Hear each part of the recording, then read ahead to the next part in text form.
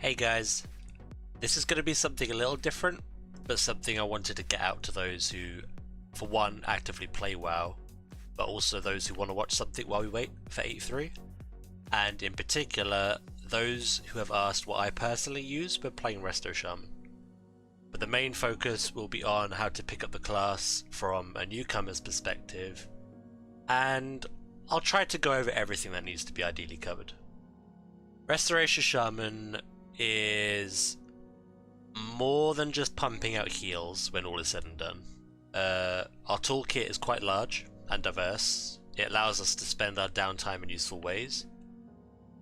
The first rule of thumb of said downtime will always be to dot up as many enemies within a pool as possible with your flame shock. Your passive, Lava Surge, will mean that these dot ticks will provide you with some more frequent and instant cast Lava Burst procs, which you'll ideally want to throw out whenever you get them. This synergy can be strengthened by some talent choices, as well as some Azerite traits, but I'll get onto them later in the video. The most vital tools in our toolkit are our totems, however. Tremor Totem only has a 1-minute cooldown and provides us with the means to mitigate fears and charms. Insanely useful in most dungeons where a boss or an ad is likely to disorientate a group member. One of the most obvious examples of this expansion is Razan in Untitled Chapter, but also the pterodax of that dungeon as well, who can very easily get out fears if your group is distracted by affixes like explosives or whatnot, or if you're simply just unable to interrupt because the ad is being babysat on by an emissary. Capacitor Totem, that's our main stun. We have a talent which allows us to get the most benefit from that, however the base ability works well enough even without it.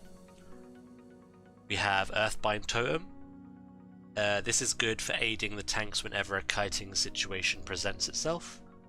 Necrotic Weeks and Keys are the best example of this. Slowing down dangerous ad packs will buy your tank the time they need to reset their stacks, and for you to heal them back up. Beyond our totems though, we are blessed with the shortest interrupt in the game, Windshear, a CC in the form of Hex, and of course our ability to Bloodlust. We have Earth Elemental. It's an ability you'll want to have at hand. If your tank goes down or needs the extra support, throwing this in can make the difference. Using these tools is very fight dependent and something you'll get more comfortable with the more you play, and also the more knowledge you gain of each dungeon and each raid. But also by how comfortable you get with your party or raid team. Now I'll actually talk about healing.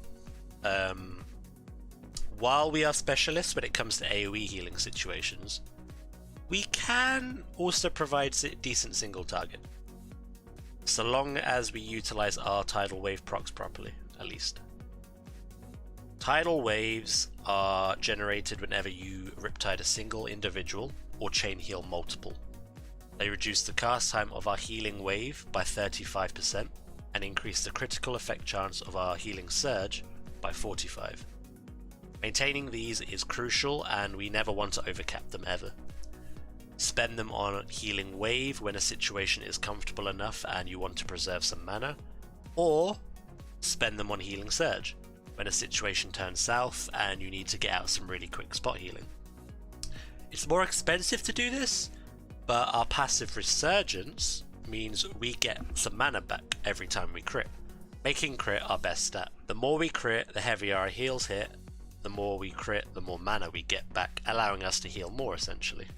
This synergizes amazingly well with our mastery deep healing, which increases healing effectiveness on lower health targets. That pretty much covers single target. For AoE, however, we rely heavily on chain heal and healing rain. Healing rain is an ability you'll want to place down every time it's off cooldown. It provides healing to everyone that is stood inside it and can be strengthened by an Azerite trait. A good rule of thumb, I would say, be to always prioritize this below the tank, both in Mythic Plus and raid situations. However, it's, like most things, very much a judgment call. If your group is melee intensive, throw it below them. If it's made up more of casters and you can reliably sit in it when periodic damage is going out, then use it below them. Another ability you'll want to use every time it's off cooldown is Healing Stream Totem, or Cloudburst Totem, depending on your talent choice. Both provide additional healing to the group, which you don't even need to think about most of the time, or manage. Cloudburst, however, if you do utilize it really well, can require more micromanagement, which can combat more difficult mechanics or affixes. But with certain talent choices, and for the purposes of this video, I can safely say you'll reliably not have to think about either, as long as you are putting them down off cooldown. As for Chain Heal, this is our main source of AoE, and as mentioned before, it's one of the methods of generating our tidal wave procs. But when utilized properly and with the right talent choices, this can hit insanely hard and save you from most situations you thought would otherwise wipe your group. Sadly, it's our most expensive ability, so I don't recommend outright spamming this. Use it only when you think you will get the most benefit from it, or when a mechanic is coming in which will do large group-wide damage, which you can immediately recover from if you time the cast right. Don't depend on it though. And definitely don't use it when you don't need to, as you'll come to regret it later on in the fight when you have less mana, essentially. That's really it for spell priority. Of course, we have a Dispel in the form of Purify Spirit, which will remove curse and magic effects, plus a Purge, which will remove beneficial effects from an enemy. I do have a macro, which will allow you to combine the two. So when you target a friendly, it will Purify. When you target an enemy, it will Purge. I also recently found out that Purge acts as a knockback on Mythic Plus weeks, which feature the Enchanted Emissary. So it gives the ability a bit more utilization. I'll post the macro, plus all other useful macros that I have in the description below, as well as add-ons. I don't really go heavy with add-ons, and I tend to stick with the standard Blizzard party frames and UI. However, mouse over healing is essential. It helps with your reaction speeds in bleak situations, but well, to the point, I can't see myself not using them. I use an add-on called Click, but there are others out there which do similar things, as well as macros you can make as well. The final thing that I want to touch on is our movement speed benefits though. In terms of Toolkit anyway. Ghost Wolf is super useful for moving around an encounter and for avoiding bad mechanics. And Spirit Walker's Grace is very unique as it allows us to cast on the move, which is incredibly useful for situations such as in King's Rest, where you'll get met with repeated poison pools getting thrown at you. You don't get much time to just sit and heal. So it's very good there. And if you're a fan of PvP, then there are some talent choices which increase the effectiveness of both these, in fact. Now, the most important advice, which I haven't touched upon yet, in regards to this video, are our cooldowns. Spirit Link Totem and Healing Tide Totem. Try not to just sit on these, and try not to just forget about them. Use them whenever a situation calls for them. I personally use Healing Tide as a means to stabilize the group and to help out with the chain heals or single target healing in situations I find I'm struggling.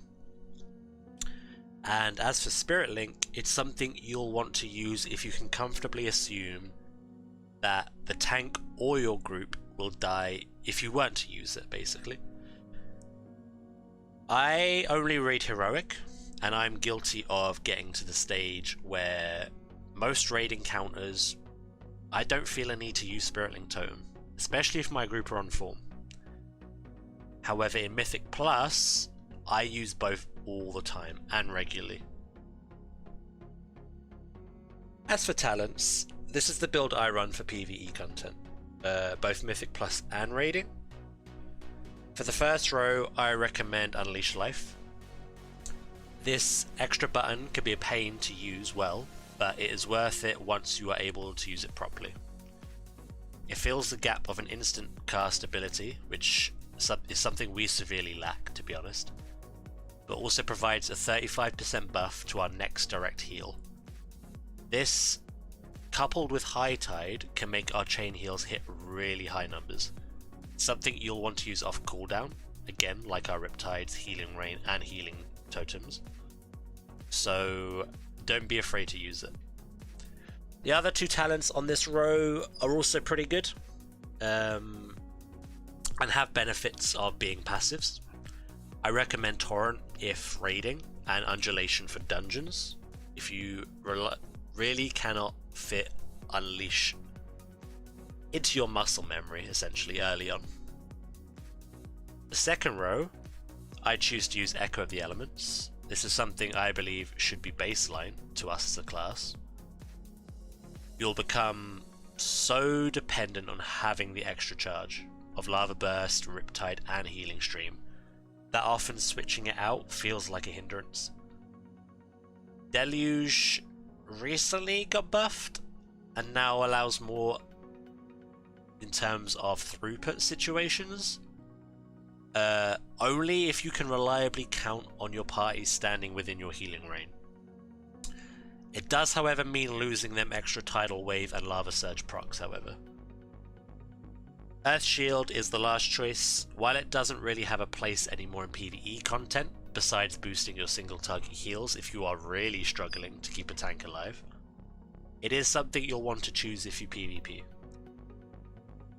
Me personally, I kicked and screamed when told to use this, as I didn't fancy the extra button, coupled alongside the other extra buttons you'll need to make use out of in an arena situation.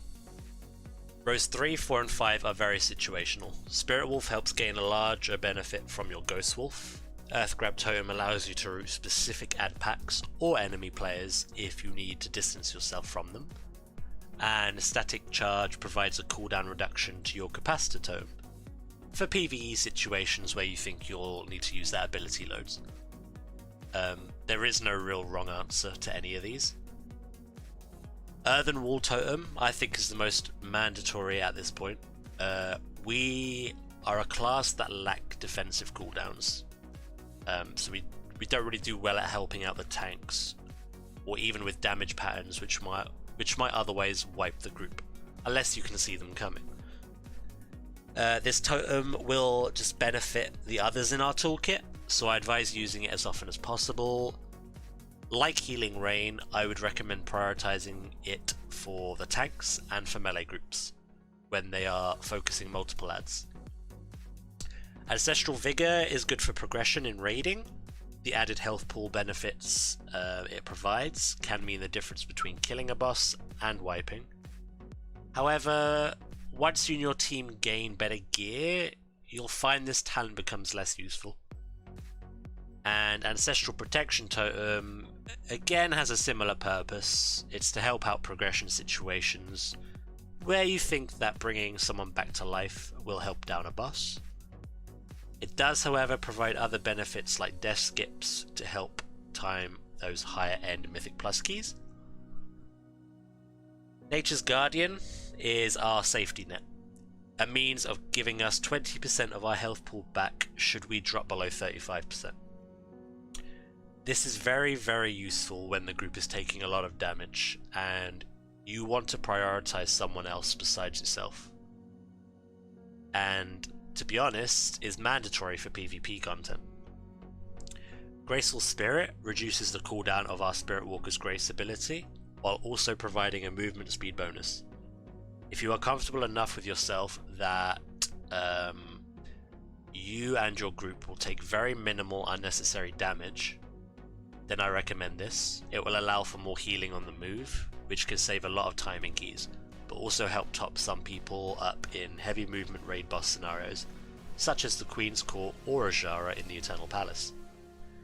And finally, you have Windrush Totem, which provides a movement speed bonus to any group member that runs through it.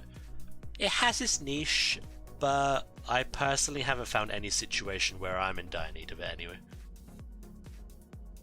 For row 6, I prefer to use Cloudburst. This replaces your healing stream totem, but also means you gain the extra charge from Echo the Elements as well.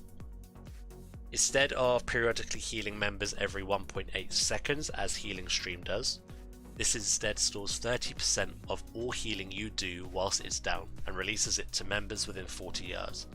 Pressing the button again after putting it down will manually detonate the totem and release whatever healing it had stored. As mentioned earlier, it's something you can quite comfortably let detonate it by itself and still see the impact of. It has a place in both raids and dungeons where you need the extra help in topping up people's health pools. Should you get really used to this ability, you can use it to combat specific mechanics or affixes which would otherwise kill the group, such as bursting weaks. This takes a lot of practice and knowledge of fighting counters though, so I would just use it as its passive effect essentially. Flash Flood is the other good option here, allowing you to reduce the cast time of your next direct heal by 20% after consuming a tidal wave proc. In dungeons, you can use this really well. You essentially can Riptide someone to gain your first tidal wave, spend it on a healing surge or wave, use the Flash Flood proc to get a quicker chain heal out, and then the chain heal will then give you a tidal wave proc. You essentially rinse and repeat that. It'll cost a lot more mana, but it can save you a ton of time in really bad situations. While I tried Downpour early on in the expansion when raiding Uldir, I don't really think to use it anymore. It's a little lackluster, however if you can manage yet another heal on your toolkit, it can be used decently enough. For the final row, I choose High Tide. After passively spending 40k mana, you will get a High Tide, which will cause your next 2 chain heals to heal for an additional 20%, while also not experiencing any reduction to said healing for each bounce. So, when you spend High Tide after using an Unleashed Life, you can get those crazy strong chain heals I talked about earlier. Wellspring is again a talent I used to run early on, but don't really feel is necessary to my toolkit anymore.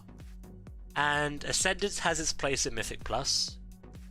If you need the extra burst healing, this extra 3-minute cooldown can help you out. For PvP, I run this build. I replace Echo the Elements to Earth Shield for reasons stated before. I replace Cloudburst for Flash Flood and High Tide for Ascendance. This is your standard build which you'll see everywhere, essentially. It provides a decent amount of utility to help counter enemy player cooldowns, whilst keeping your mates alive, basically, long enough to help hopefully see a win. For PvP specific talents, I would always pick Gladiator's Medallion to help remove movement impairing effects in situations you really need to free yourself and top up a teammate. Electrocute adds more benefits to your purge, especially good when coming up against Resto Druids and you need to purge multiple hots. Spectral Recovery adds more benefits to our Ghost Wolf whenever we feel we need to kite and regain a little health ourselves. And Grounding Totem is a means to redirect heavy hitting spells, such as a Warlock's Chaos Bolt or a Mage's Greater Pyroblast. It can also be used to bait interrupts when you want to cast freely. I'm going to try cover all the build situations when it comes to Azerite. First off, and my most preferred, is the more healing focused build. We have Turn of the Tide.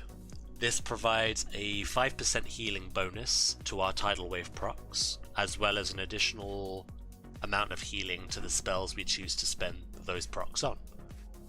Bear in mind though that the 5% doesn't stack the more of this trait you have, but instead the healing increase to our healing waves and surges will. For Mythic Plus, you'll want to try and get as many of these as possible, 3 if you're able to, as they'll benefit our single target. Overflowing Shores is another crucial trait, which increases the radius of our healing rain to a total of 12 yards, as well as provides an instant heal to those standing in it after you place it down. For raiding, or literally any situation where you think you'll get the most benefit out of healing rain, this is very important to have. Like the previous trait, the increase in size, however, does not stack, but the healing benefit will. I recommend trying to get at least one of these. Spouting Spirits is the last class-specific healing trait of importance. Much like Overflowing Shores, this is a radius increase, as well as an instant heal, but one which will directly benefit our Spirit Link totem. It's very important to have one of these also for raiding situations. Because I choose to use one set for both 5-man and raid content, I've managed to obtain 2 Turn of the Tides, 1 Spouting Spirit, and 2 Overflowing Shores to help with AoE and single target healing situations. However, if you can and if you're able to, you can stack for either or. Another trait which I would highly recommend trying to get is Blightborn Infusion. This is a procced effect which gives us a ton of crit, and with crit being our best stat, this is a win in any situation. It is sadly, however, only on one piece of gear in the game currently, the Soul Scarred headgear, which you'll obtain from spending your Titan Residum. That covers the healing side of Azerite. However, I do want to make mention of DPS. Yes, although that's not our role, DPSing in our downtime is still very important, as I explained at the start of the video. If you find yourself playing with people that can quite comfortably avoid unnecessary damage, or you find yourself in a situation that needs the extra helping hand in damage, then I would advise trying to get the Igneous Potential trait. 3 of them to be precise. These will provide some rapidly produced and also some very powerful lava bursts, thanks to the fact it increases the chance of a lava surge proc by 23%. I personally am not very comfortable yet running this build, but you will find that a lot of high-end players do run and recommend using this. The final area to cover is essences. Now, these are very situational, and there are so many combinations and choices which you might be comfortable with where others simply aren't. I will, however, try to explain my choices and where each has its benefits. Vision of Perfection is an essence you obtain from the Mechagon dungeon. At rank 3, it has a chance to proc a Healing Tide totem for 35% of its base duration. A proc chance which is getting buffed, by the way, in 8.3. But it also reduces the cooldown of our Healing Tide totem by 21%, providing us some flat versatility, useful as it's our second best stat next to crit, and also provides a little haste buff to party members. As minors, I would run Ever Rising Tide, which provides a chance of receiving intellect or mana, but sometimes both at rank 3. And Conflict and Strife, which once again gives us more raw versatility. However, there are plenty of other options. Another preference for raiding is Memory of Lucid Dreams, which you obtain from doing your Nazjatar follower dailies. It almost acts like a mini Innovate, giving you 100% mana regen, allowing you to spam out more of those important chain heals or single target spells in progression. Whilst good, it's something I don't use simply for the fact that we as a healing class don't really have to worry about mana due to our Resurgence passive. An option for Mythic Plus is Vitality Conduit. This helps our single target healing, especially useful as we lack any kind of tank cooldown and can sometimes struggle in certain affix weeks to keep them up. Every 0.5 seconds for 6 seconds, it will redirect health from the higher health people in your group towards the person you use it on, leaving an absorb shield onto those it's taken the health.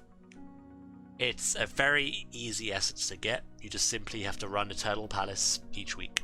There are other options too, but those I can't find a lot of merit for. Well of Existence is an essence we are very good at spending, but terrible at building up, simply for the fact we tend not to do that much overhealing in encounters. And Lifebinder's Invocation is a good essence for applying a hot safety net onto your party, but one we can quite easily live without in place of other options which directly benefit the toolkit we already have. Talking more about the Igneous DPS build that some choose to use in Mythic Plus, the Crucible of Flame is a fantastic essence to complement. Probably the easiest to obtain as well, simply by doing the Magni quest chain and increasing your Heart of Azeroth level. The essence provides a powerful heart with multiple charges to help out alongside your already ticking away Flame Shock damage and Lava Burst procs. Now, in terms of 8.3, we aren't receiving any buffs or nerfs from my knowledge, of the PTR at least. So this information will remain relatively unchanged, besides maybe the exception of the newly added essences and the corruption benefits that we will be getting. I want to make it clear that I'm certainly not the best when it comes to this class, and even I am learning still. I don't Mythic Raid, and I haven't yet touched a Mythic Plus key above a 14. But the purpose was to answer the more personal questions I receive, whilst also trying to provide as much information as I can to those new to the class and spec, but who also have an interest in maybe even trying it out. My final bit of advice would essentially be just take your time learning your toolkit, learn the encounters that the expansion has, and learn to use your judgment to counter those encounters. In terms of your stat priority, prioritize crit and verse. In terms of trinkets, you have several options. I would recommend trying to get Luminous Jellyweed from the Blackwater Behemoth in the raid, or Conch of Dark Whispers from Shrine of the Storms. But there's also others. Pick up Alchemy and learn the Ascended Alchemist Stone. And there's also Deferred Sentence, which you get from the Queen's Court in the Eternal Palace. But anyways, thank you for sticking with me for the entire duration, if you have done. As mentioned earlier, the useful macros I have, as well as any add-ons I use, I'll put in the description below. But I will catch you guys in the next video. Take care.